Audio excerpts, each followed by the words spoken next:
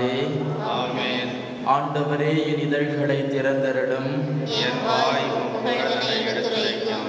தந்தைக்கும் மகனுக்கும் தூய ஆவியாருக்கும் ஆட்சிமை உண்டாகுக. ஆதியில் இருந்தது போல இப்பொழுதும் எப்பொழுதும் என்றென்றும் இருப்பதாக. ஆமென். அல்லேலூயா. அனைத்தையும் படைத்தாடும் ஆண்டவரை வாருங்கள் நாம் ஆராதிப்போம். அனைத்தையும் படைத்தாடும் ஆண்டவரை வாருங்கள் நாம் ஆராதிப்போம். திருப்பாடல் 24. மண்ணுலகம் அதில் நிறைந்த யாவும் ஆண்டவருடையன. கோவுலகம் அதில் வாழும் குடிகள் யாவரும் அவர் தம் உடைமையே. ஏனென்றால் கடல்களின் மீது பூவுலகில் நிலைநிறுத்தியவர் அவரே, ஆறுகளின் மீது அதை நிலைநாட்டியவரும் அவரே. அனைத்தையும் படைத்தாடும் ஆண்டவரை வாருங்கள் நாம் ஆராதிப்போம். ஆண்டவரது மலை மீது ஏறச் செல்ல தகுந்தவன் யார்?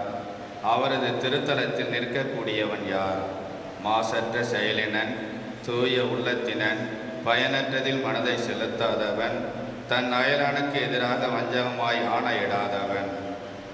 அனைத்தையும் படைத்தாடும் ஆண்டவரை வாருங்கள் நாம் ஆராதிப்போம். இவனே ஆண்டவரிடம் ஆசி பெறுவான். இவனே தன்னை காக்கும் ஆண்டவரிடம் மீட்படைவான். இவனை தேடும் மக்களினம் இதுவே. யாக்கோப்பின் கடவுளது திருமுகம் நாடுவோர் இவர்களே.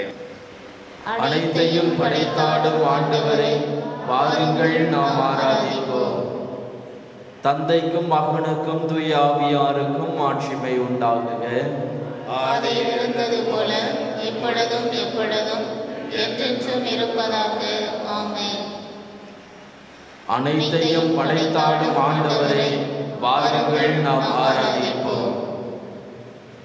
விடிவெள்ளி எழவே விண்டலம் எழுந்தது, விடிந்தது புதிய பகலே. கொடிய இருளுடன் இடர்கள் மறைந்தன, கதிரவன் ஒளிக்கதிர் புகவே. இரவெனில் எழும் வெண்மாய்கை மறைக, குறைபவம் உளம் நின்று அகல்க.